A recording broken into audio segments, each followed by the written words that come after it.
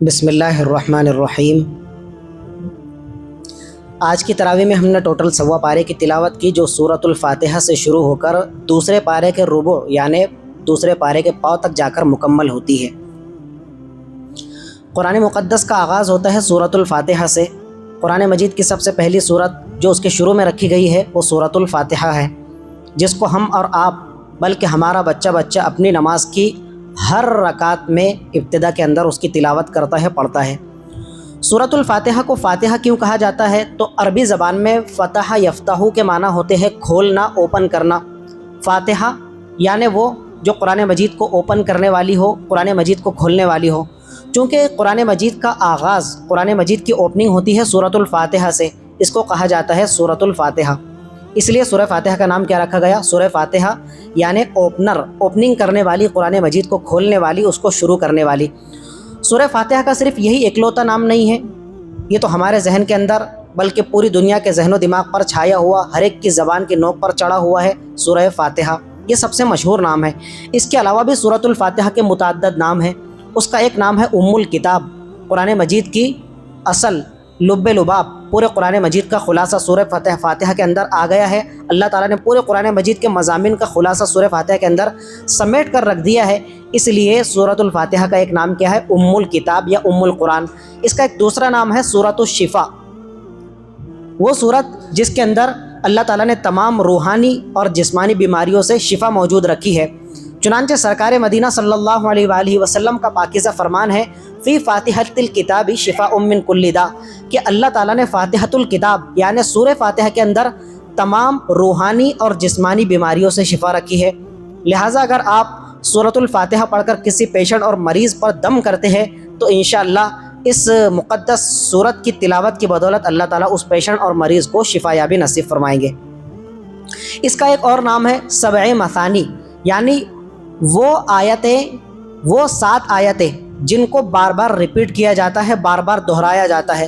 اب قرآن مجید کے اندر جتنی بھی آیتیں ہیں، ان تمام آیتوں کو اگر آپ کمپیئر کر کے دیکھیں سورۃ الفاتحہ کی 7 آیتوں سے، تو آپ پائیں گے کہ سورۃ الفاتحہ کی جو 7 آیتیں ہیں ان کو ہر بندہ، ہر مسلمان کا ہر بچہ اپنی ہر نماز، بلکہ ہر نماز کی ہر رکعت کے اندر کیا کرتا ہے؟ ریپیٹ کرتا ہے۔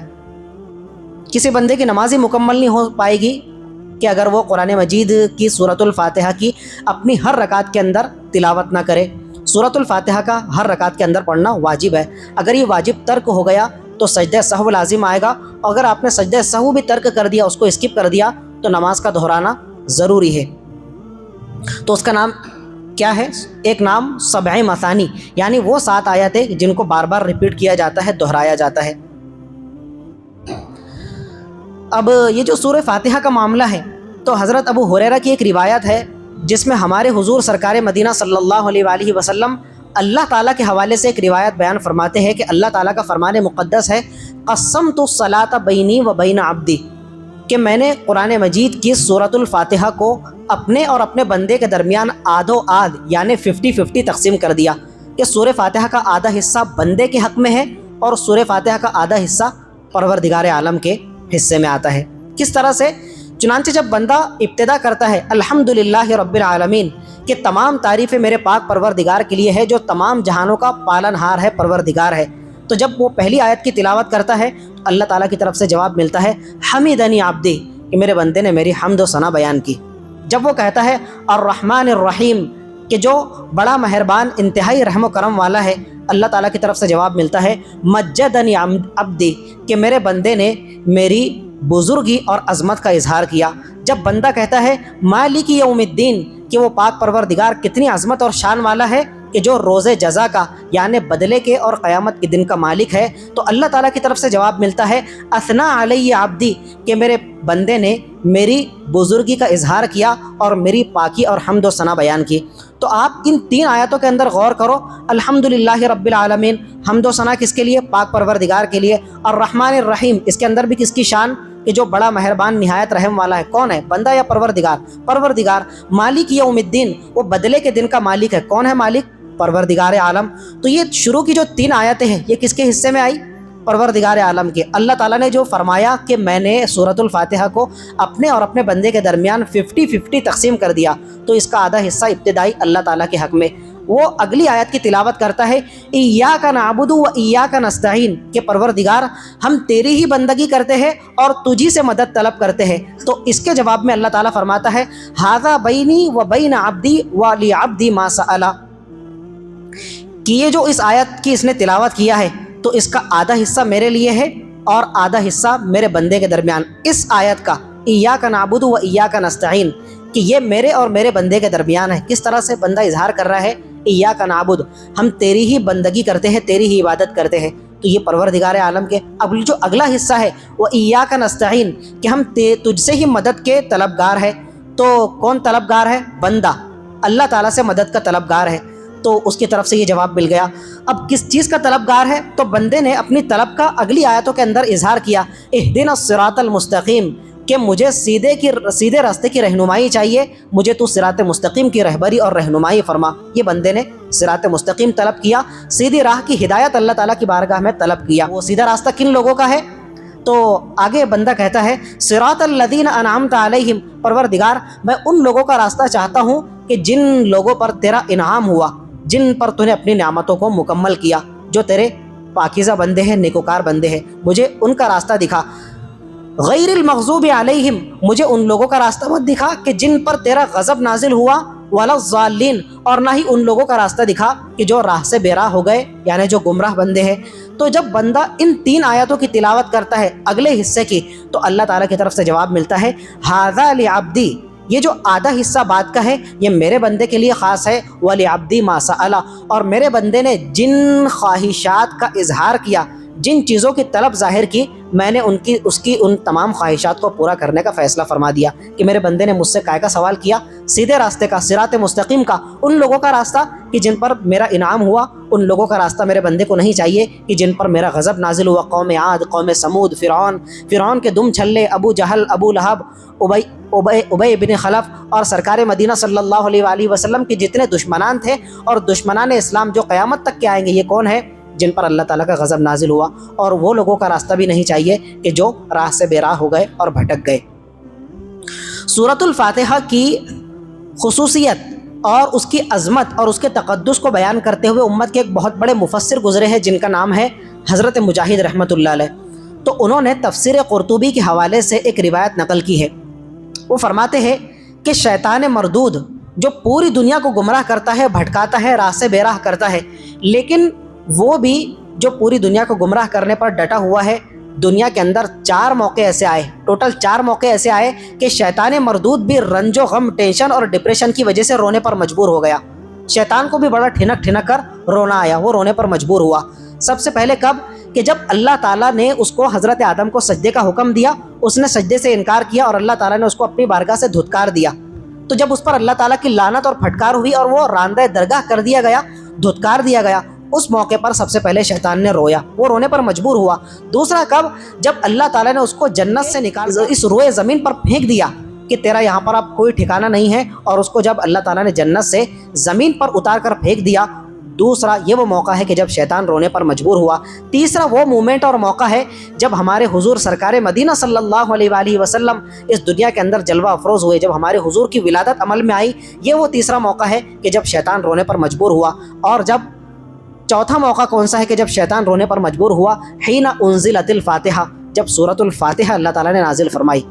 پورے قرآن مقدس سے شیطان کو تکلیف ہے ہی ہے، اس لیے کہ وہ تو بندوں کی رہبری اور رہنمائی کے لیے اللہ تعالیٰ نے نازل فرمایا ہے، لیکن خاص طور سے سورۃ الفاتحہ، تو آپ سورۃ الفاتحہ کا مقام، اس کی عظمت اور اس کی شان کا اندازہ کر سکتے ہیں کہ شیطان بھی اس سورت کے نازل ہونے پر رونے پر مجبور ہوا۔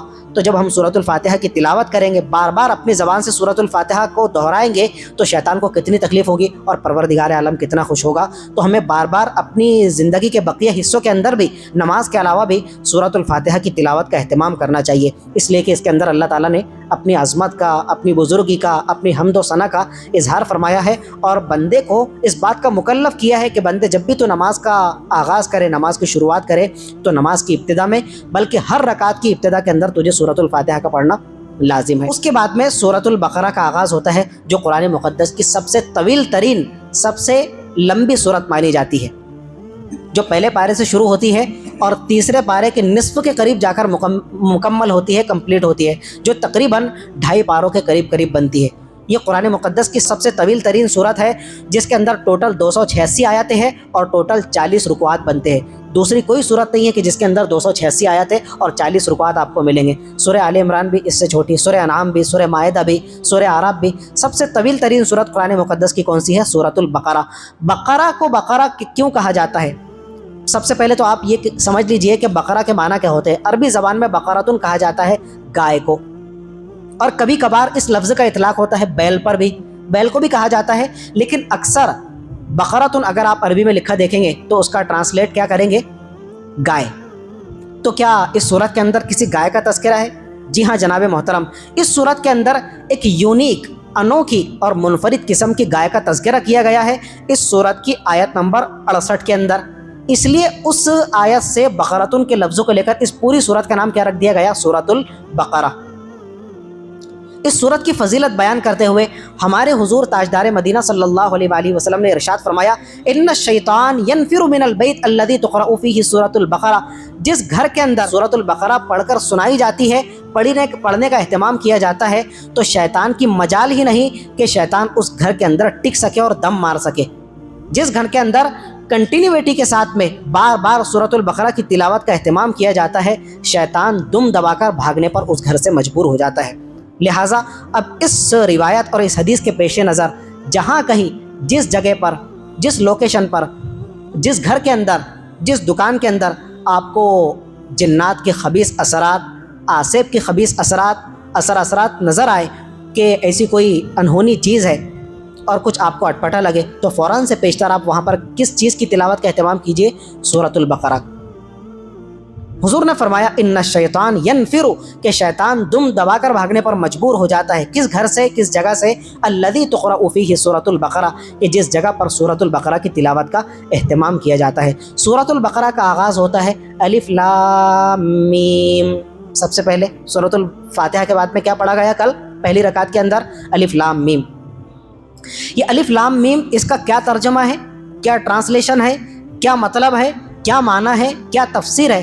تو دنیا کے سارے مفسرین، تابعین کے دور سے لے کر صحابہ کے دور سے لے کر آج تک اور قیامت کی صبح تک جتنے مفسرین جنم پذیر ہو گئے، دنیا کے اندر آئے گئے، سب نے گھٹنے ٹیک دیے، ہتھیار ڈال دیے اور سب کہنے پر مجبور ہو گئے اللہ اعلم بمرادہ بذالک۔ الف لام میم کا کیا مطلب ہے ہم کو نہیں معلوم، کوئی نہیں جانتا، کسی کے مائی کے لال کی مجال نہیں کہ وہ الف لام میم کا مطلب اور ترجمہ بیان کر سکے۔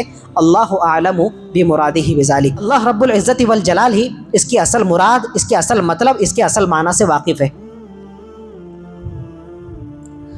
اور ممکن ہے کہ اللہ تعالیٰ نے اپنے پیارے حبیب صلی اللہ علیہ وآلہ وسلم کو اس کے معنی اور مطلب بیان کیے ہو، لیکن حضور نے امت کے سامنے اس کے مطلب اور معنی بیان نہیں کیے۔ اس لیے ہم امتیوں کے ذمے بھی لازم ہے کہ ہم چپ چاپ قرآن مجید کے ان آیتوں پر، آیت کے ان کلمات پر ایمان رکھے، مکمل ایمان رکھے۔ اگر کوئی یہ کہتا ہے کہ یہ کیسی آیت ہے کہ جس کا کوئی وضاحت ہی نہیں، جس کا کوئی معنی اور مطلب ہی نہیں، میرے سمجھ میں نہیں آتی اور میں نہیں مانتا، تو اگر کوئی صرف الف لام میم کا، حروف مقطعات ان کو کہا جاتا ہے، اس کا انکار کرتا ہے، تو اس اتنے سے ٹکڑے کا انکار کرنے کی وجہ سے وہ بندہ دائرہ اسلام سے خارج ہو جائے گا۔ اس لیے کہ قرآن مجید پر ایمان رکھنا لازم اور ضروری ہے۔ مکمل قرآن مجید کے ایک ایک جز پر، اس کے ایک ایک نقطے اور ایک ایک حرف پر اگر کوئی شخص اس کا انکاری ہو جاتا ہے تو وہ دائرہ اسلام سے خارج ہو جائے گا۔ الف لام میم اور اس جیسے حروف جو ہے نا، یہ قرآن مجید کی 114 صورتوں کے 29 صورتوں کے شروع کے اندر آئے ہیں۔ الف لام میم سورۃ البقرہ کے شروع میں، الف لام میم اگلی جو صورت ہے سورہ آل عمران، اسی طرح آپ کو کچھ صورتوں کے شروع کے اندر ملے گا الف لام میم را، کچھ صورتوں کے شروع میں ملے گا الف لام را، کچھ صورتوں کا آغاز ہوتا ہے طاسین میم، ایک صورت ہے طٰہٰ، ایک صورت ہے یاسین، یاسین کا کیا مطلب ہے؟ طٰہٰ۔ اسی طرح 29ویں پارے کے اندر نون والقلم وما یسطرون، عجیب صورت کی شروعات ہوتی ہے نون، نون تو بھائی ایک حرف ہے، اس کا کیا مطلب ہے؟ اللہ اعلم بمرادہ بذالک۔ یاسین کا کیا مطلب ہے؟ تو اللہ اور اس کے پیارے پیغمبر ہی جانتے ہیں۔ اسی طرح سے الف لام را، قاف والقرآن المجید، قاف سے قرآن مجید کی شروعات ہوتی ہے سورت کی، یہ ہے 26ویں پارے کے اندر سورہ قاف۔ ایک ہے سورہ کہف جو 15ویں پارے کے اندر ہے۔ تو یہ حروف مقطعات کہلاتے ہیں۔ حروف مقطعات ان کو کیوں کہا جاتا ہے؟ عربی زبان کے اندر معنی ہوتے ہیں قطع کے کاٹنا، مقطعات کے معنی ہوتے ہیں وہ حروف جن کو الگ الگ کر کے کاٹ کاٹ کر پڑھا جائے۔ اب یہ دیکھو الف لام میم کیا کر کے پڑھا جا رہا ہے؟ الگ الگ کر کے، علیحدہ علیحدہ کر کے کاٹ کاٹ کر پڑھا جا رہا ہے۔ اور دوسرے حروف جو قرآن مجید کے ان سب کو ملا کر پڑھا جاتا ہے، اس کو بھی پڑھنا چاہیے تھا علم، الف لام میم کو ملا کر پڑھنا چاہیے تھا علم علم، نہیں الف لام میم حروف مقطعات، تو ان کی معنی اور مراد بہتر طور پر اللہ ہی جانتا ہے۔ اس کے بعد میں ارشاد فرمایا ھدی للمتقین، یہ قرآن مجید رہنمائی کرتی ہے سیدھے راستے کی کن لوگوں کو؟ المتقین، جو پروردگار عالم کا، اپنے خالق کا، کریٹر کا، بنانے والے کا ڈر رکھتے ہیں، تقوی اختیار کرتے ہیں۔ پھر آگے ان کی خصوصیات، ان کی اسپیشلٹیز اور ان کے اوصاف اور ان کی صفات بیان کرتے ہوئے فرمایا الذین یؤمنون بالغیب، وہ ڈر رکھنے والے متقی بندے کون ہیں؟ تو ان کی سب سے پہلی خاصیت اور صفت بیان فرمائی الذین یؤمنون بالغیب، کہ ان کی سب سے پہلی نشانی یہ ہے کہ وہ اندیکھی چیزوں کو دل سے مانتے ہیں۔ اندیکھی چیز سب سے پہلی وہ کون ہے؟ ہمارا اور آپ کا پروردگار، خالق و مالک۔ ہم اللہ تعالیٰ کو دل سے مانتے ہیں، مانتے یا نہیں؟ اگر کوئی شخص دل سے نہ مانے، صرف ذہن و دماغ سے سوچے کہ ہوگا، ہو سکتا ہے کہ اللہ تعالیٰ ہو سکتا ہے پاسبلٹی ہے کہ نہ بھی ہو، تو یہاں پر اس کا ایمان کیا ہوتا ہے؟ ڈگمگا جاتا ہے اور وہ فوراً دائرہ اسلام سے خارج ہو جاتا ہے۔ عزم بالجزم، پختہ عزم کے ساتھ میں، دل کے ساتھ میں پروردگار عالم کو ماننے، تو یہی ہے الذین یؤمنون بالغیب، کہ جو غیب کا اور اندیکھی چیز کا ماننے والا کہلائے گا۔ اگر کوئی شخص یہ کہتا ہے کہ ممکن ہے پروردگار عالم ہو اور نہ بھی ہو، تو یہاں پر وہ کیا ہو جائے گا؟ دائرہ اسلام سے خارج ہو جائے گا، اس لیے کہ دل کی یقینی کیفیت کے ساتھ میں اللہ تعالیٰ کو ماننا لازم اور ضروری ہے۔ اسی طرح اللہ تعالیٰ کی ذات کے ساتھ ساتھ اس کی صفات کا ماننا بھی لازم ہے۔ تو بندہ مومن کی سب سے پہلی خاصیت کیا ہے؟ کہ وہ اندیکھی چیزوں کو دل سے مانتا ہے، دل سے ایمان رکھتا ہے کہ پروردگار عالم ہی آسمان سے بارش برساتا ہے۔ وہ پروردگار عالم ہمیں آنکھوں سے نظر نہیں آ رہا، لیکن اس کی صفت ہے کریشن، خلق کرنا، پیدا کرنا۔ تو یہ پوری کائنات جو مجھے نظر آ رہی ہے، اس کو کس نے تخلیق فرمایا ہے؟ اللہ تعالیٰ نے۔ تو تخلیق کرنا، کسی چیز کو وجود بخشنا، یہ کس کی خاصیت ہے؟ اللہ تعالیٰ کی۔ اسی طرح اولاد سے نوازنا، آسمانوں سے بارش برسانا، جتنی صفات اللہ تعالیٰ کی ہو سکتی ہے اس کی صفات تو بے حد و بے شمار ہے، اس کی کوئی لمیٹیشن نہیں ہے، کوئی انتہا نہیں ہے۔ تو اس کی تمام صفات کو اور اس کی ذات کو دل سے ماننا، یہ کیا ہے؟ غیب پر ایمان لانا ہے۔ اسی طرح جو اندیکھی چیزیں ہیں وہ کیا ہے؟ اللہ تعالیٰ کے علاوہ فرشتے، فرشتوں کو نہ میں نے دیکھا ہے، نہ آپ نے دیکھا ہے، نہ کسی مسلمان نے دیکھا ہے، نہ کسی مائی کے لال کی مجال ہے کہ وہ فرشتوں کو دیکھ سکے، اس لیے کہ فرشتے جسم اور جثہ نہیں رکھتے، میری اور آپ کی طرح ان کی باڈی شیپ نہیں ہے، کوئی فزیکل فینومینا اور فزیکل باڈی کے ساتھ میں وہ کسی کو نظر نہیں آ سکتے، اس لیے کہ وہ نورانی مخلوق ہے، اللہ تعالیٰ نے ان کو نور سے وجود بخشا ہے۔ تو جو نورانی چیز ہے، نور کسی کو نظر آ سکتا ہے؟ ہماری تو اتنی بھی مجال نہیں ہے کہ ہم اپنی آنکھوں سے ہوا کا ادراک کر سکے۔ ہوا، یہ پنکھوں سے نکلنے والی ہوا کو ہم محسوس کر رہے ہیں، دیکھ پا رہے ہیں آنکھوں سے؟ یہ جو اللہ تعالیٰ کی طرف سے ہوا آتی ہے، ہوا کو ہم محسوس کرتے ہیں، چاہے سرد گرم ہو یا گرم لو کے تھپیڑے ہو، ہم اس کو محسوس کرتے لیکن دیکھ نہیں سکتے۔ تو جب ہماری مجال نہیں کہ ہم اپنی آنکھوں سے ہوا کا ادراک کر سکے، تو اللہ تعالیٰ کی بنائی ہوئی نورانی مخلوق جو نور سے پیدا شدہ ہے، ہم اس کو کہاں سے دیکھ سکتے ہیں؟ لیکن فرشتوں پر ایمان رکھنا ہر بندے مومن کے ذمہ لازم اور ضروری ہے۔ اگر کوئی فرشتوں کا انکار ہی بن جاتا ہے، انکار کر دیتا ہے، تو اس کا ایمان باقی نہیں رہتا۔ اللہ تعالیٰ کو مان لینا، اس کے پیارے پیغمبر کو مان لینا کافی نہیں ہے، بلکہ اس کے پیارے پیغمبر اور اس نے جو کیا لگائی ہے، سیما لگائی ہے، حد بندی کی ہے، اور اس نے کچھ کنڈیشن اور متعینات کیے ہیں، ان پر ایمان رکھنا لازم اور ضروری ہے۔ تو اس میں سے ایک چیز کیا ہے؟ فرشتے بھی ہیں، فرشتوں کا وجود ہے۔ آپ کی مسلم علی گڑھ یونیورسٹی کے بانی اور فاؤنڈر جناب سر سید احمد خان صاف طور سے فرشتوں کے انکاری تھے۔ میں نے 2 سال پہلے جمعے کے بیان سے ایک بات کی تو ہمارے ایک مصلی صاحب کو بڑی بری لگی یہ بات، وہ کہنے لگے یار آپ نے سر سید احمد خان اتنے عالی رتبے کے انسان ہیں کہ انہوں نے مسلمانوں کے لیے کیا کچھ کیا، مسلم علی گڑھ یونیورسٹی جیسی ایک یونیورسٹی کو بنا کر چلے گئے، تو مسلمان قیامت تک ان کے احسان سے سبکدوش نہیں ہو سکتے۔ میں نے کہا کہ بالکل ہم مانتے کہ وہ بڑے عظیم المرتبہ تھے اور مسلمانوں کے لیے انہوں نے بڑی اسٹرگل کی ہے، جد و جہد کی ہے، لیکن ایسا انسان کس کام کا کہ جو فرشتے کے وجود کا انکاری ہو. کہنے لگے آپ کس بیس پر یہ بات کر رہے ہیں؟ میں نے کہا آپ کو معلوم ہی نہیں، آپ ذرا جا کر ان کی سوانح حیات کھنگالیے، ان کی جیون کتھا کا مطالعہ کیجئے تو آپ کو پتہ چلے گا کہ ان کے عقائد اور نظریات کیا تھے. اگلے ہفتے جب ان سے ملاقات کی، بڑی مہربانی آپ کی، مجھے معلوم ہی نہیں تھا کہ سر سید احمد خان کے عقائد اور نظریات تھے. سر سید احمد خان انتہائی گمراہ کن عقائد و نظریات کے حامل تھے، عقائد اور نظریات کے ماننے والے تھے، رکھنے والے تھے. تو ان کا جو گمراہ کن عقیدہ تھا، ان عقائد میں سے ایک عقیدہ یہ بھی ہے کہ وہ کہتے تھے کہ قرآن مجید کے اندر جن فرشتوں کا تذکرہ ہے وہ فرشتے کا اصل میں کوئی وجود ہی نہیں ہے. صاف طور سے ان کی کتابوں کے اندر یہ بات لکھی ہوئی ہے. اگر آپ کہیں تو میں بھی آپ کو گوگل سرچ کر کے بتا سکتا ہوں. ان کی کتابوں کے حوالے سے آپ ویکیپیڈیا پر دیکھ لیجئے تو آپ کو صاف طور سے یہ بات نظر آئے گی کہ سر سید احمد خان کا عقیدہ تھا کہ وہ کہتے تھے کہ قرآن مجید کے اندر جن فرشتوں کا تذکرہ ہے اصل میں ان کا کوئی وجود ہی نہیں ہے، بلکہ اللہ تعالیٰ نے دنیا کے اندر اپنی جو طاقتیں بکھیر کر رکھی ہے الگ الگ مخلوقات کے اندر، ان طاقتوں کو اللہ تعالیٰ نے ملائکہ اور فرشتوں سے تعبیر کیا ہے. اگر کوئی دیو ہیکل انسان ہے، اللہ تعالیٰ کی ایک طاقت سمندر کے اندر بھی ہے. جب پانی آتا ہے، موج کی لاٹ اٹھتی ہے تو انسان کی بس میں نہیں ہے کہ وہ کیا کر سکے، ان موجوں کو سہار سکے. تو وہ جو طاقت ہے اللہ تعالیٰ کی انسانوں کو بہا کر لے جاتی ہے، بلڈنگوں کو بہا کر لے جاتی ہے. ہواؤں کے تیز و تند جھکڑ چلنے دو تو بڑی بڑی بلڈنگوں کے ٹین اکھڑ جاتے ہیں، زمین دوز ہو جاتی ہے بلڈنگیں. سر سید احمد خان کہتے تھے کہ یہ جو ہواؤں کے تیز و تند جھکڑ ہے یہ ہے فرشتہ. وہ تیز و تند ہوا کا جو جھکڑ چل رہا ہے وہ کیا ہے؟ فرشتہ ہے. یہ جو پانی کا تیز و تند بہاؤ ہے یہ ہے فرشتہ. یہ سر سید احمد خان کا عقیدہ. ہم کہتے ہیں جناب محترم اللہ تعالیٰ نے ہوا کے اندر طاقت رکھی ہے، وہ اس ہوا کو اللہ تعالیٰ نے طاقت دی ہے، وہ کوئی فرشتہ تھوڑی ہے. فرشتوں کا اصل میں وجود ہے. حضرت جبرائیل کا ایک وجود ہے جو سرکار مدینہ صلی اللہ علیہ وآلہ وسلم سمیت تمام نبیوں کے پاس میں اللہ تعالیٰ کی وحی اور پیغام لے کر آیا کرتے تھے. وہ فرشتہ کون ہے پھر؟ حضرت جبرائیل کا وجود ہے، میکائیل کا وجود ہے، حضرت اسرائیل کا وجود ہے، جو ہر انسان کی اور ہر جاندار کی روح کو کیا کرتے ہیں؟ قبض کرتے ہیں. اللہ تعالیٰ براہ راست انسان کی روح قبض نہیں کرتا. اللہ تعالیٰ نے حضرت اسرائیل کو متعین کیا ہے، اللہ تعالیٰ نے حضرت اسرافیل کو متعین کیا ہے جو سور لے کر کھڑے ہوئے، اور جیسے ہی حکم ہوگا کہ سور کے اندر پھونک مارو وہ پھونکیں گے، اور وہ پھونک کی وجہ سے سارے انسانوں کے دل دہل جائے گے اور قیامت قائم ہو جائے گی. سر سید احمد خان کو مانتے ہی نہیں تھے. تو فرشتوں کا وجود کا ماننا میرے اور آپ کے ذمہ لازم ہے.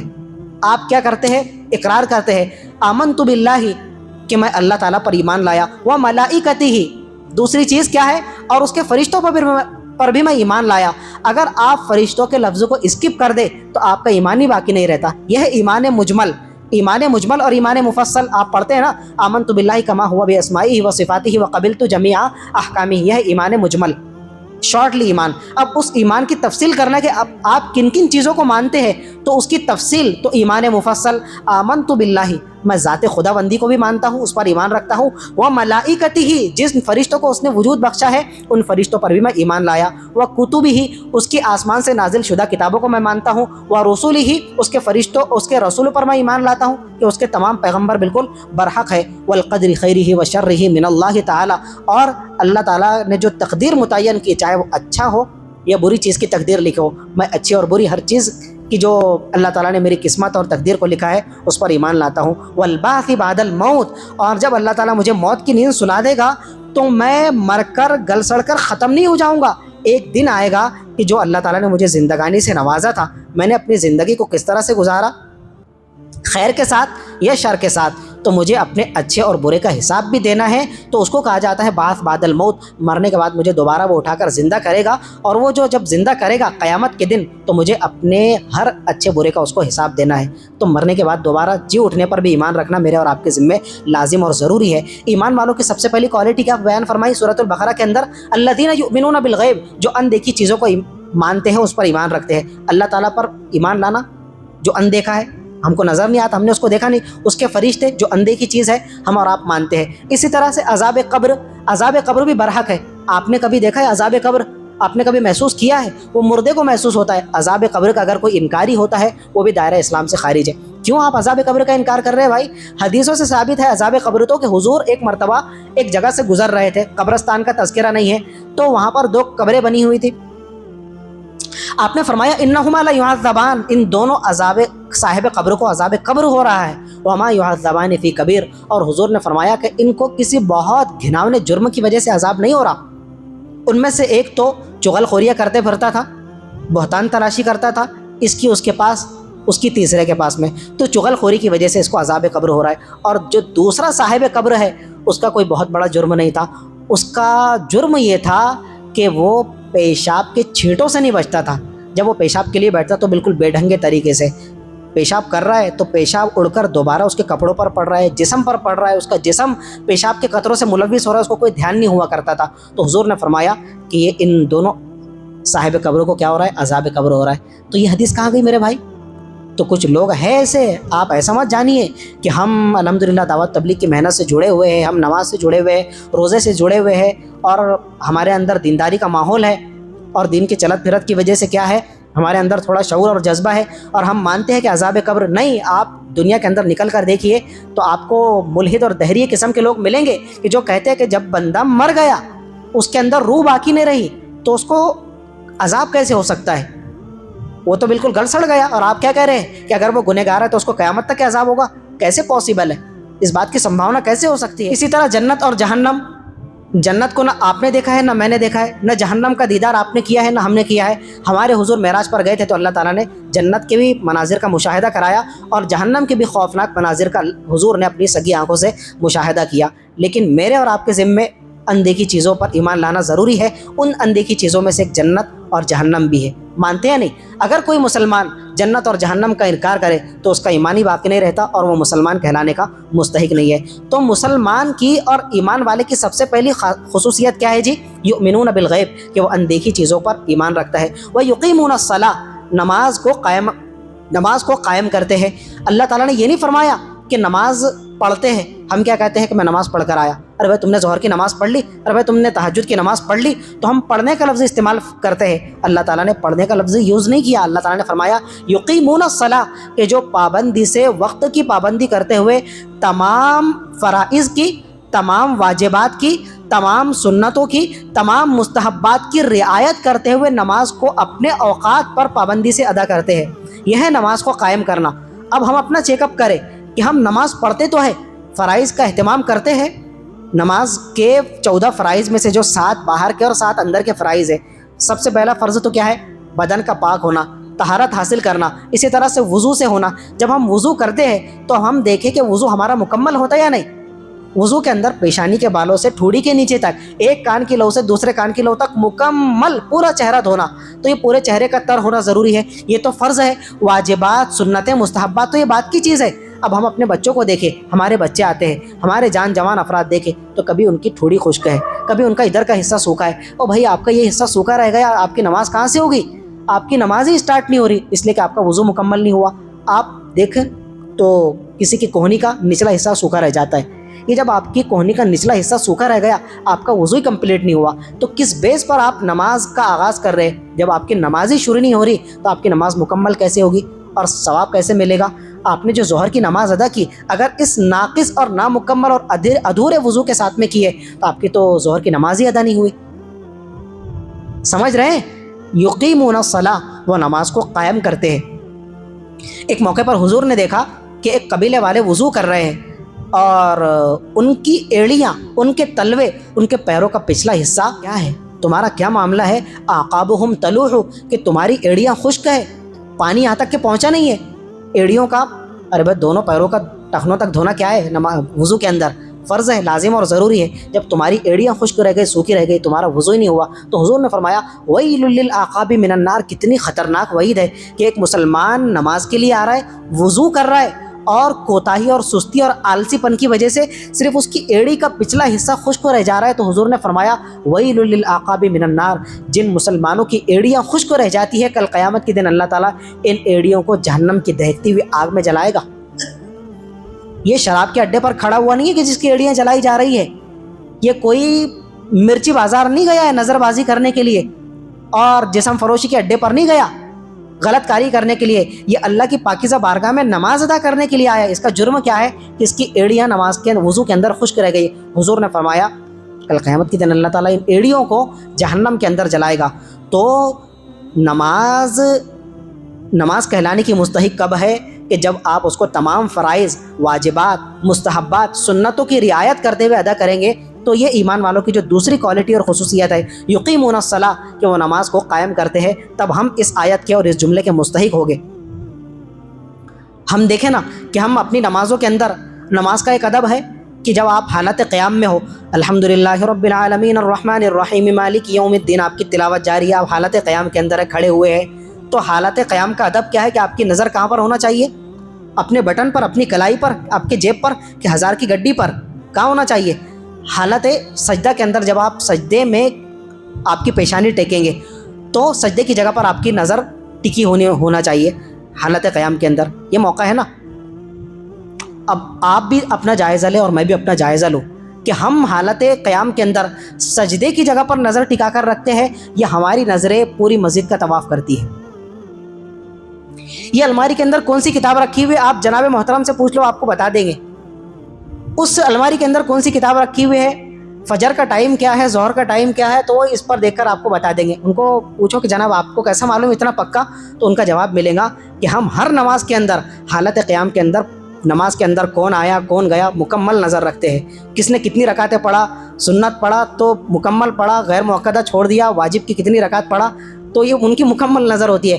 بلکہ ان کی کوشش یہ ہوتی ہے کہ ہم مسجد قریش کی چھت کو پھاڑ کر دیکھنے کی کوشش کریں کہ اللہ تعالیٰ ہم کو دیکھ رہا ہے یا نہیں دیکھ رہا، تو وہ اللہ تعالیٰ کا دیدار بھی کرتے ہیں۔ ہماری مسجد کے اندر بھی کچھ نمونے ایسے ہیں جو نظریں پھاڑ پھاڑ کر حالت قیام کے اندر ادھر ادھر دیکھتے ہیں۔ وَمِمَّا رَزَقْنَاهُمْ يُنْفِقُونَ، اور ان کی تیسری خصوصیت یہ ہے کہ ہم نے ان کو جن چیزوں سے نوازا ہے رزق کے طور پر، رزق عطا فرمایا ہے، ينفقون، تو وہ صرف ہمارے عطا کیے ہوئے رزق کو خود سمیٹ کر نہیں رکھتے، تجوریاں بند کر کے نہیں رکھتے، تجوریوں کو لاک نہیں لگاتے، غریب بندوں پر خرچ کرتے ہیں، مستحق کو دیتے ہیں۔ اور یہ جو رزق کا لفظ اللہ تعالیٰ نے استعمال فرمایا ہے نا، تو ہم رزق کیا سمجھتے ہیں؟ رزق صرف مال و دولت کو سمجھتے ہیں۔ رزق کا اطلاق میرے بھائی صرف مال و دولت پر نہیں ہوتا، بلکہ رزق ہر اس چیز کو کہا جاتا ہے، ہر اس نعمت کو کہا جاتا ہے کہ جو آپ کے جسم اور روح کی پرورش میں مددگار ثابت ہو۔ ہر وہ چیز، ہر وہ نعمت جو آپ کے جسم، آپ کی باڈی اور آپ کی روح کی پرورش میں مددگار ثابت ہو، یہ کیا ہے؟ رزق ہے۔ اور ہم کیا کہتے ہیں؟ صرف اس چیز کو رزق کہتے ہیں، اس کو روزی سمجھتے ہیں۔ کھانے پینے کی چیزوں کو کیا سمجھتے ہیں؟ روزی سمجھتے ہیں۔ اب کس طرح سے اگر اللہ تعالیٰ نے آپ کو کسی اسکل سے نوازا ہے، آپ کو کسی ہنر سے نوازا ہے، تو آپ اپنے ہنر کو دوسروں کو بھی سکھاؤ، آپ اپنی اسکل کے ذریعے سے دوسروں کو فائدہ پہنچاؤ۔ اگر اللہ تعالیٰ نے آپ کو باڈی سے نوازا ہے، آپ نے جم جوائن کیا اور اس کے بعد میں اللہ تعالیٰ نے آپ کو طاقت سے نوازا، فٹنس سے نوازا، باڈی سے نوازا، طاقت سے نوازا، تو اگر طاقتور ہے تو کمزور کی مدد کر کے طاقت کو اللہ کی راہ میں خرچ کرنا، یہ کیا ہے جی؟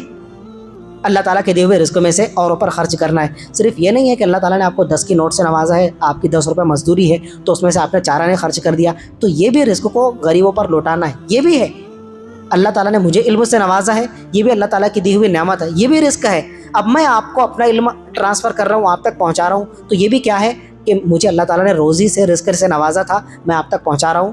تو اللہ تعالیٰ کے دیے ہوئے رزق میں سے خرچ کرنا، یہ بندہ مومن کی ایک اور خاصیت ہے، خصوصیت ہے۔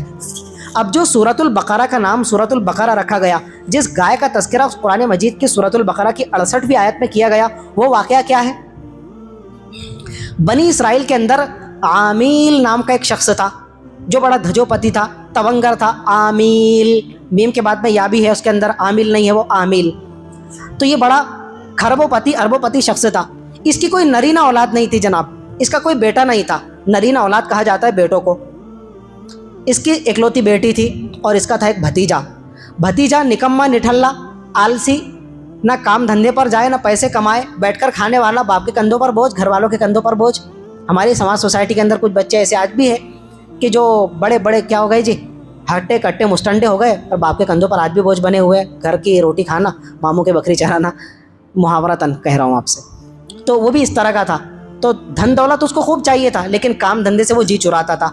اس نے دیکھا کہ اس کا چچا جو تونگر ہے، بڑا مالدار ہے، امیر کبیر ہے، ڈھلتی عمر اس کی زندگی کا ایک ایک دن ڈھل رہا ہے، تو اور اس کی اکلوتی ایک بیٹی ہے جو جوانی کے دہلیز پر قدم رکھ چکی ہے، شادی لائق ہو چکی ہے۔ تو اس نے اپنے رال ٹپکانا شروع کیا ماموں کی، چچا کی دھن دولت پر۔ کاش کہ چچا کی پوری دھن دولت میرے ہاتھ لگ جائے اور تجوری میرے ہاتھ آ جائے تو میں کیا ہو جاؤں گا؟ علاقے کا سب سے دھجو پتی شخص بن جاؤں گا۔ لیکن اتنا آسان تو نہیں ہے، اور یہ اس کا بیٹا بھی نہیں ہے کہ وراثت کے اندر اس کے حصے میں آئے۔ ٹھہرا جو بھتیجا، تو اس کو پلاننگ کی سوجی کہ یہ بڈھا مرنے کا نام ہی نہیں لیتا، تو کیوں نہ ہو کہ میں اس کا قصہ تمام کر دوں. تو شیطان نے اس کو پٹی پڑھایا، وسوسہ اندازی کیا، اور یہ زہریلا پلان اس کے ذہن کے اندر کیا ہوا جی، جنم لینے لگا کہ ایک کام کرتا ہوں، اس بڈھے کا کام تمام کر دیتا ہوں، اس کا گیم بجا دیتا ہوں، تو اس کی دھن دولت بھی میرے ہاتھ لگ جائے گی، اور اس کی جو اکلوتی ایک بیٹی ہے اس سے کیا کروں گا، شادی کر لوں گا، بیاہ رچا لوں گا. پلان بنایا، پلان کے مطابق وہ گیا اور موقع پا کر اس نے اپنے چچا کو موت کے گھاٹ اتار دیا. اور رات کے اندر سناٹے کا ماحول دیکھ کر، پچھلے زمانوں کے اندر آج بھی آپ دیکھو، یہ جو ہمارے دیہات ہوتے ہیں نا، یہ دیہاتوں کے جو شروعاتی ایریا ہوتا ہے، جب آپ دیہاتوں کے اندر انٹر ہوں گے تو کمانیں بنی ہوئی ہوتی ہے، بیس بنے ہوئے ہوتے ہیں. تو پچھلے زمانے کے اندر شہروں کے اوپر چاروں طرف سے فصیل بنی ہوئی ہوتی تھی، جس کو ہم سفیل کہتے ہیں. تو وہ سفیل غلط لفظ ہے، اس کو کہا جاتا ہے فصیل. فصیل جو شہر کی گھیرہ بندی کیا کرتی تھی کہ کوئی باغی قسم کے عناصر، ڈاکو، چور اچکے شہر پر حملہ نہ کر سکے رات کے علاقے کے اندر. اور نگرانی کے لیے وہ کیا کرتے تھے، شہر کا گیٹ بنا دیا کرتے تھے، بڑا گیٹ بنا ہوا ہوتا تھا. تو گیٹ کے اوپر جو ہے چوکیدار اور واچ مین انہوں نے لگا دیے ہوئے ہوتے تھے. تو اس نے موقع پایا اور اپنے چچا کو موت کے گھاٹ اتار کر اس کی لاش کو لے جا کر ڈم کر دیا قلعے کے اور گیٹ کی دیواروں کے پاس میں، کہ کوئی دیکھ نہ سکے. جب صبح ہوئی اور گھر والوں نے چچا کو موجود نہیں پایا، تو یہ چچا کی تلاش میں نکلا اور گیا اپنے اس جگہ اور مومنٹ اور لوکیشن پر کہ جہاں پر اس نے چچا کی لاش کو لے جا کر ڈم کر دیا تھا، پھینک دیا تھا. اور شور واویلا مچانے لگا کہ دیکھو میرے چچا کا قتل کر دیا ان واچ مین اور چوکیداروں نے. پورا کا پورا مرڈر اور چچا کے قتل کا الزام کس پر لگا دیا، بیچاروں واچ مین اور چوکیداروں پر. انہوں نے آ کے دیکھا، انہوں نے کہا خدا کے بندے ہم بے قصور ہیں، ہم رات بھر سے یہاں پر نگرانی کر رہے ہیں، واچ مین کے فرائض انجام دے رہے، چوکیداری کر رہے، نہ ہم تیرے گھر کے قریب پھٹکے، نہ تیرے چچا کو ہم نے دیکھا، نہ تیرے چچا کے قاتل کا ہم کو پتا. ہم بے قصور ہے، بے گناہ ہے، کیوں ہم پر الزام لگا رہا ہے. اب کیا ہوا جی، یہ معاملہ ہوتے ہواتے پورے علاقے کے اندر اس کی خبر پہنچی. اب وہ تھے نہیں قاتل، تو وہ کہاں سے اس کا جرم قبول کرتے، مرڈر کا اور قتل کا. معاملہ پہنچا حضرت موسیٰ علیہ السلام کی بارگاہ میں. بنی اسرائیل کا معاملہ ہے نا یہ. حضرت موسیٰ علیہ السلام سے انہوں نے درخواست کی کہ آپ اپنے پروردگار سے دعا کیجئے اور التجا کیجئے کہ ہمارا جو عزیز اور قریب چچا تھا، اس کے قاتل کا پتہ لگ جائے. اور اس کے جو سگے رشتہ دار تھے اس بوڑھے کے، انہوں نے بھی حضرت موسیٰ علیہ السلام سے فریاد کی. حضرت موسیٰ علیہ السلام نے اللہ تعالیٰ کی بارگاہ میں دعا کی، تو وہ قرآن مجید کے اس سورۃ البقرہ کی وہ جو کنٹینیو آیتیں ہیں نا، اذ قال موسیٰ لقومہ ان اللہ یأمرکم ان تذبحوا بقرہ. حضرت موسیٰ علیہ السلام نے دعا کی اور حضرت موسیٰ نے حکم دیا کہ اللہ تعالیٰ تم کو حکم دیتا ہے کہ اگر تم اپنے اس مقتول کے قاتل کا پتہ لگانا چاہتے ہو تو اللہ تعالیٰ تم کو حکم دیتا ہے کہ تم کو ایک گائے ذبح کرنا پڑے گا، گائے ذبح کرو. تو کہنے لگے اتتخذون ہزوا، ہم اتنا سینسیٹیو ایشو لے کر تمہارے پاس میں آیا ہے، اتنا سنجیدہ موضوع لے کر تمہارے پاس میں آئے ہیں کہ ایریا کے اندر ایک مرڈر ہو گیا، اس مقتول کے قاتل کا پتہ لگانا ہے، اور تم کہہ رہے ہو کہ ایک گائے کو قتل کرو. تو گائے کو ذبح کرنے کا قاتل کو پتہ لگانے سے کیا تک بنتا ہے؟ اتتخذون ہزوا، موسیٰ تم ہمارے ساتھ میں دل لگی کر رہے ہو. حضرت موسیٰ کہنے لگے اعوذ باللہ ان اکون من الجاہلین. بھائی یہ دل لگی کرنا، ٹھٹا کرنا تو جاہلوں کا طریقہ ہے. میں تم کو معاذ اللہ کوئی جہالت پیشہ لگتا ہوں؟ میں تو ایک اللہ کا معصوم پیغمبر اور نبی ہوں. میں تو تم کو وہی حکم دے رہا ہوں جو اللہ تعالیٰ نے مجھے حکم دیا ہے، تم ایک گائے ذبح کرو. کہنے لگے ما ہیا، وہ گائے کیسی ہو؟ ہندی کی چندی کرنے کا ان کا طریقہ تھا، ان کی جو مینٹلٹی تھی بنی اسرائیل کی، ان کا طریقہ کار یہ تھا کہ ہر معاملے کے اندر وہ کیا کرتے تھے، بال کی کھال نکالتے تھے. ارے بھائی تم کو ایک چپ چاپ ایک کام کا حکم دیا، حکم کو کیا کرو، فالو کرو. کہنے لگے وہ گائے کس قسم کی ہو؟ اللہ تعالیٰ نے دوسرا حکم نامہ جاری کر دیا اور اللہ تعالیٰ نے ان پر کیا کر دی، تکڑ بندی لگا دی کہ تم کو کیا کہا تھا، گائے ذبح کرو. تو چپ چاپ کوئی بھی گائے پکڑ کر لاتے اور اس کو ذبح کرتے. آگے کا جو معاملہ ہوتا تو حضرت موسیٰ تم کو حکم دیتے اللہ کے حکم کے مطابق، قاتل کا پتہ لگ جاتا. تو یہ بال کی کھال نکالنے میں لگ گئے کہ گائے کیسی ہو. گائے تو قریش محلے کے اندر ہزاروں پھر رہی ہے، گائے کون سی ہونا چاہیے؟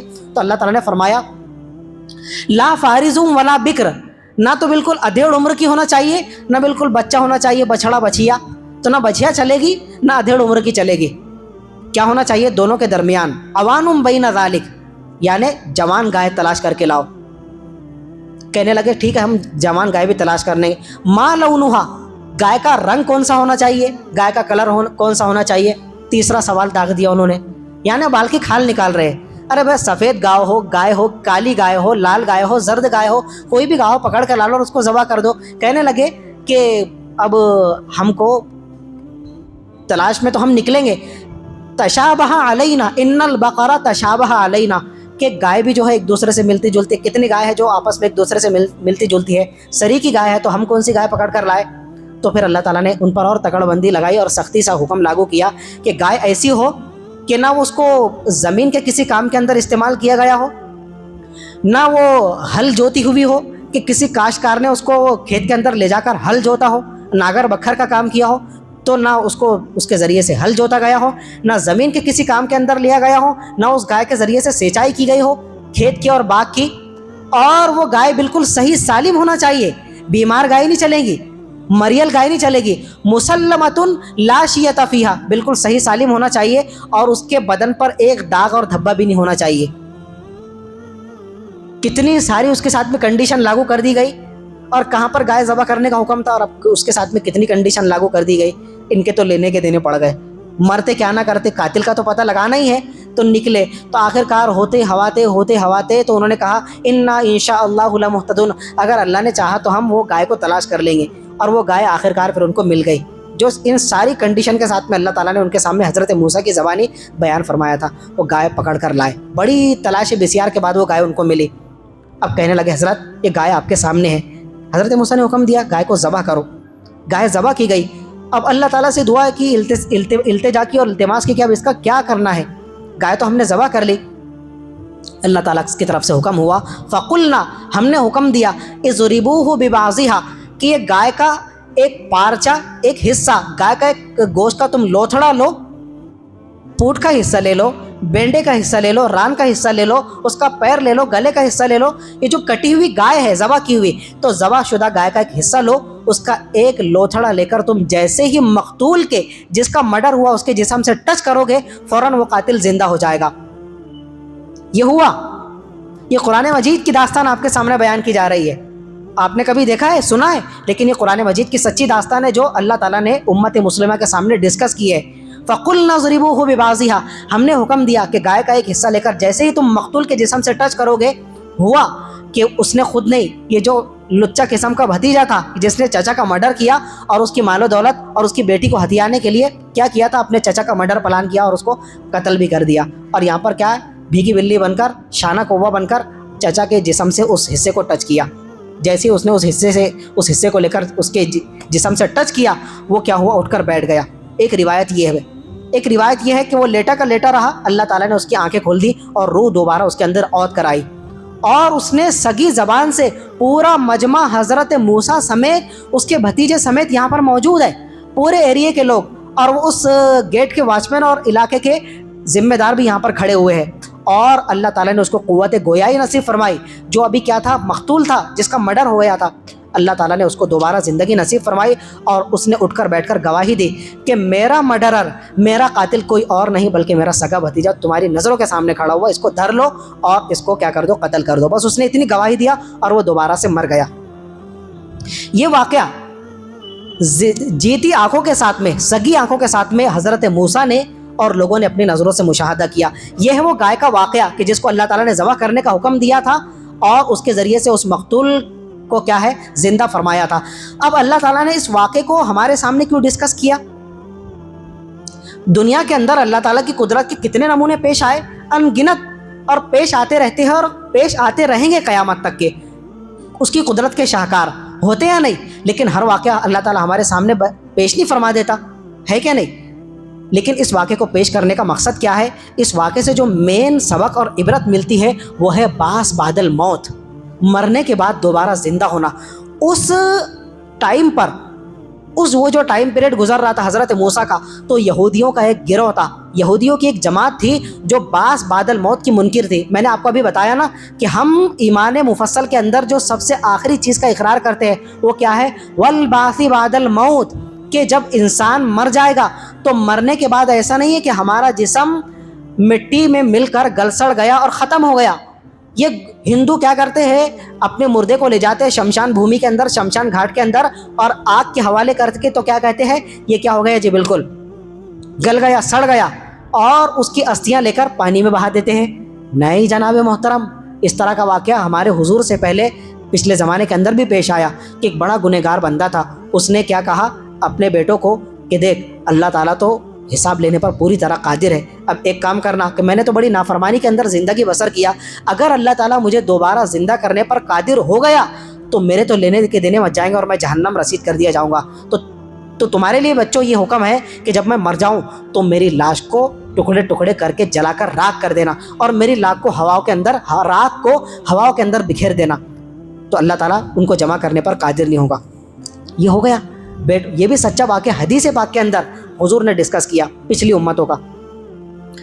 اللہ تعالیٰ تو ہر چیز پر قادر ہے. اللہ تعالیٰ نے جب اس کو زندہ کیا، یہ جو ہندو کیا کرتے ہیں شمشان بھومی کے اندر لے جا کر جلاتے ہیں، تو ہمارے ذہن کے اندر، مسلمانوں کے ذہن کے اندر، ہو سکتا ہے آپ میں سے کسی کے ذہن کے اندر آئے کہ ہماری تو باڈی کیا ہے قبر کے اندر دفن کی جاتی ہے، لیکن ہندو کی باڈی تو جلا دی جاتی ہے، ان کی استھیاں بھی بہا کر کیا کر دی جاتی ہے، ختم کر دی جاتی ہے. تو کیا اللہ تعالیٰ ان کو بھی جمع کرے گا؟ یہ حدیث پاک آپ کو سنا رہا ہوں.